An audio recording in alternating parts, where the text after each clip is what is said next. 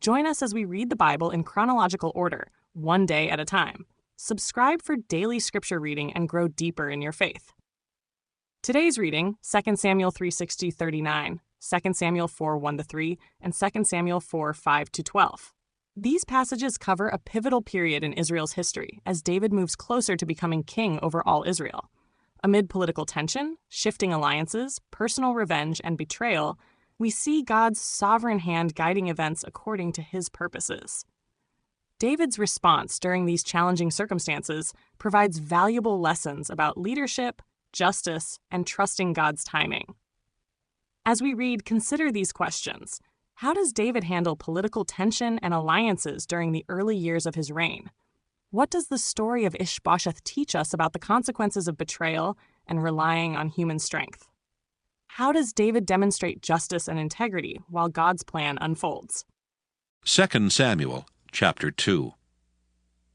And it came to pass after this that David inquired of the Lord, saying, Shall I go up into any of the cities of Judah? And the Lord said unto him, Go up. And David said, Whither shall I go up? And he said, Unto Hebron. So David went up thither, and his 2 wives also, Ahinoam the Jezreelitess, and Abigail Nabal's wife the Carmelite. And his men that were with him did David bring up, every man with his household, and they dwelt in the cities of Hebron. And the men of Judah came, and there they anointed David king over the house of Judah. And they told David, saying, The men of Jabesh-Gilead were they that buried Saul. And David sent messengers unto the men of Jabesh-Gilead, and said unto them, Blessed be ye of the Lord, that ye have showed this kindness unto your Lord, even unto Saul, and have buried him. And now the Lord show kindness and truth unto you. And I also will requite you this kindness, because ye have done this thing. Therefore now let your hands be strengthened, and be ye valiant. For your master Saul is dead, and also the house of Judah have anointed me king over them. But Abner the son of Ner, captain of Saul's host, took Ish-bosheth the son of Saul, and brought him over to Mahanaim, and made him king over Gilead, and over the Asherites, and over Jezreel, and over Ephraim, and over Benjamin, and over all Israel.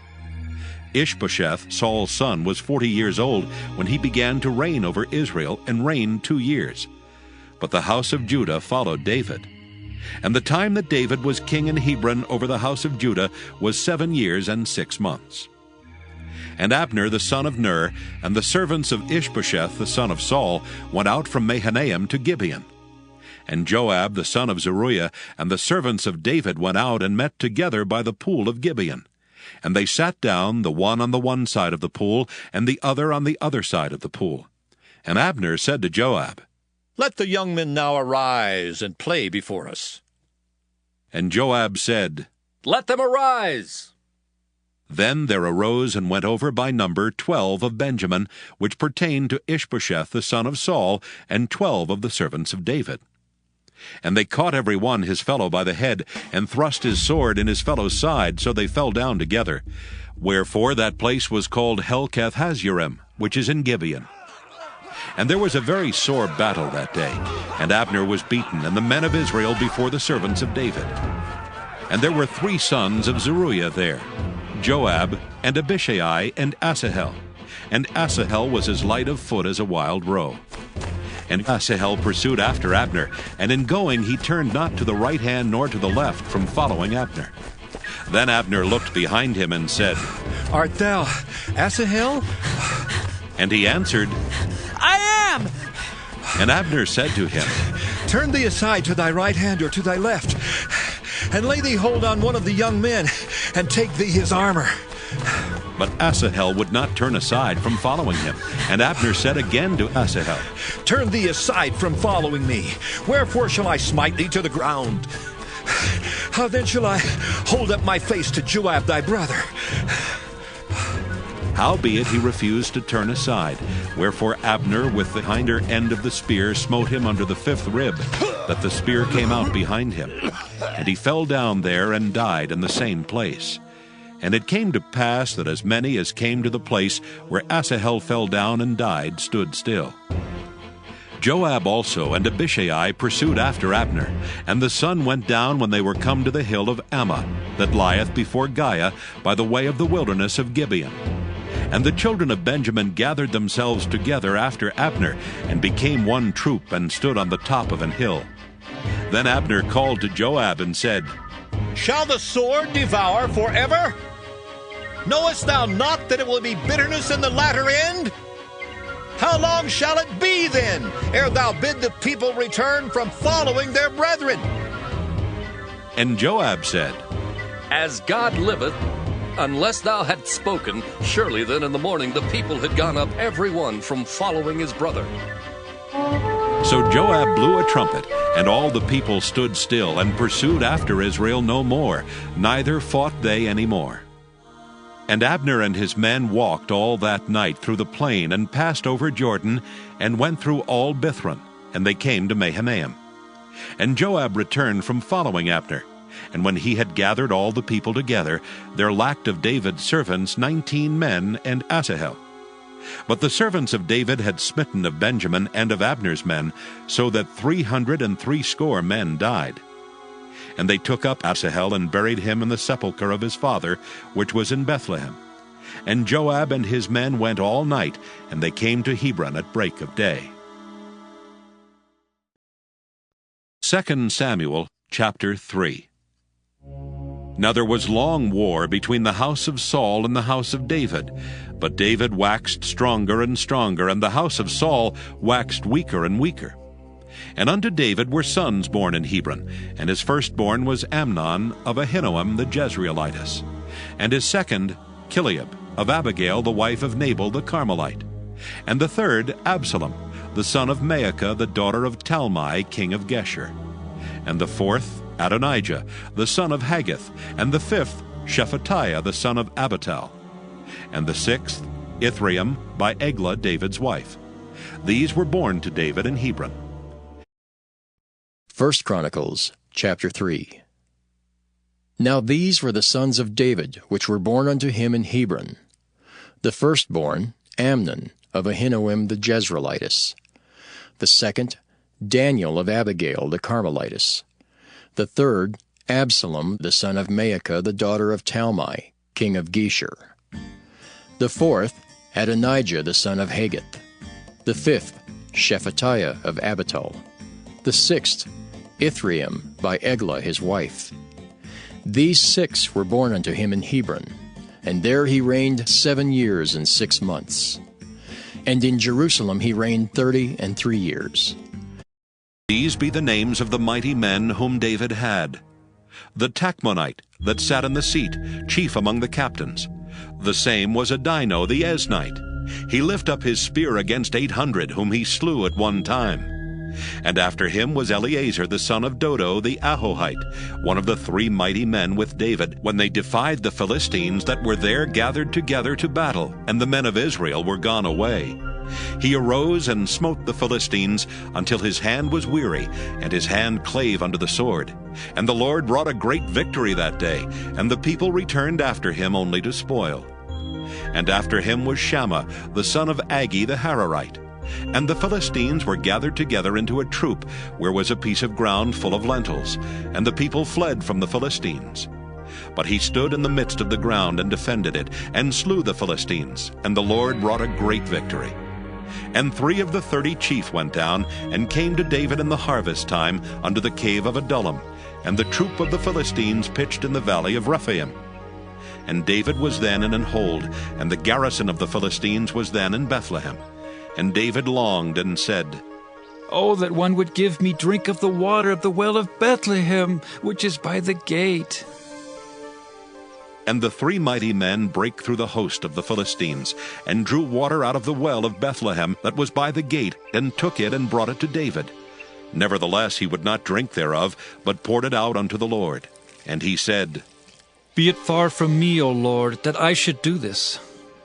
Is not this the blood of the men that went in jeopardy of their lives? Therefore he would not drink it. These things did these 3 mighty men. These also are the chief of the mighty men whom David had, who strengthened themselves with him in his kingdom and with all Israel, to make him king according to the word of the Lord concerning Israel. And this is the number of the mighty men whom David had: Jashobeam and Hachmonite, the chief of the captains. He lifted up his spear against 300 slain by him at one time. And after him was Eleazar the son of Dodo the Ahohite, who was one of the three mighties. He was with David at Pasdammim, and there the Philistines were gathered together to battle, where was a parcel of ground full of barley. And the people fled from before the Philistines. And they set themselves in the midst of that parcel, and delivered it, and slew the Philistines. And the Lord saved them by a great deliverance. Now 3 of the 30 captains went down to the rock to David, into the cave of Adullam, and the host of the Philistines encamped in the valley of Rephaim. And David was then in the hold, and the Philistines' garrison was then at Bethlehem. And David longed and said, Oh, that one would give me drink of the water of the well of Bethlehem that is at the gate. And the 3 brake through the host of the Philistines, and drew water out of the well of Bethlehem that was by the gate, and took it and brought it to David. But David would not drink of it, but poured it out to the Lord, and said, My God forbid it me that I should do this thing. Shall I drink the blood of these men that have put their lives in jeopardy? For with the jeopardy of their lives they brought it. Therefore he would not drink it. These things did these 3 mightiest. And Abishai, the brother of Joab, the son of Zeruiah, was chief among 3.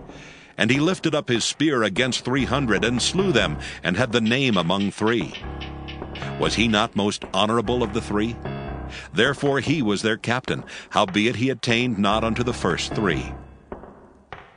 And Benaiah the son of Jehoiada, the son of a valiant man of Kabzeel, who had done many acts, he slew 2 lion-like men of Moab. He went down also and slew a lion in the midst of a pit in time of snow. And he slew an Egyptian, a goodly man, and the Egyptian had a spear in his hand. But he went down to him with a staff, and plucked the spear out of the Egyptian's hand, and slew him with his own spear. These things did Benaiah the son of Jehoiada, and had the name among 3 mighty men. He was more honorable than the 30, but he attained not to the first 3, and David set him over his guard. Asahel, the brother of Joab, was one of the 30. Elhanan the son of Dodo of Bethlehem.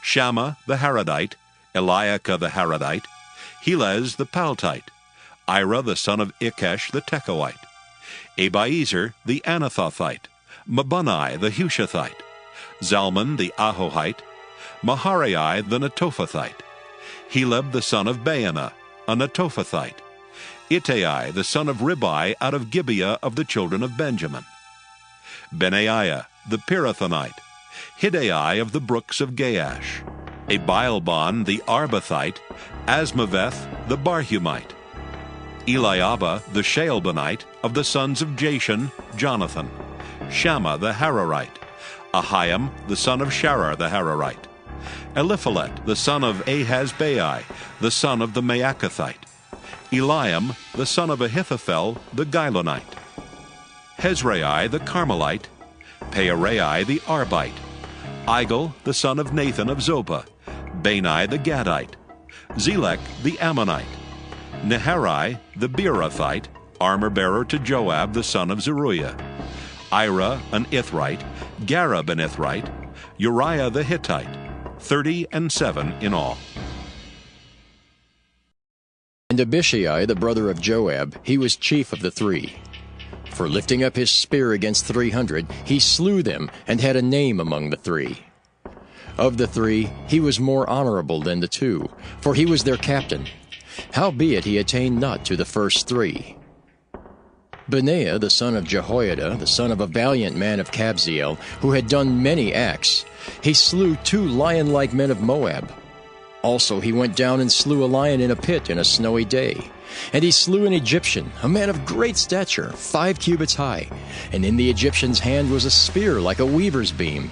And he went down to him with a staff, and plucked the spear out of the Egyptian's hand, and slew him with his own spear. These things did Benaiah the son of Jehoiada, and had the name among the 3 mighties. Behold, he was honorable among the 30, but attained not to the first 3, and David set him over his guard. Also the valiant men of the armies were Asahel, the brother of Joab, Elhanan, the son of Dodo of Bethlehem, Shammath the Harorite, Helez the Pelonite, Ira the son of Ikish the Tekoite, Abiezer the Antothite, Sibbecai the Hushathite, Eli the Ahohite, Maharai the Netophathite, Heled the son of Baanah the Netophathite, Ithai the son of Ribai of Gibeah, that pertained to the children of Benjamin, Benaiah the Pirathonite, Hurai of the brooks of Gaash, Abiel the Arbathite, Asmaveth the Baharamite, Eliabah the Shaalbonite, the sons of Hashem the Gizonite, Jonathan the son of Shagi the Hararite, Ahiam the son of Sakar the Hararite, Eliphal the son of Hefer the Mecharathite, Ahijah the Pelonite, Hezro the Carmelite, Naarai the son of Ezbai,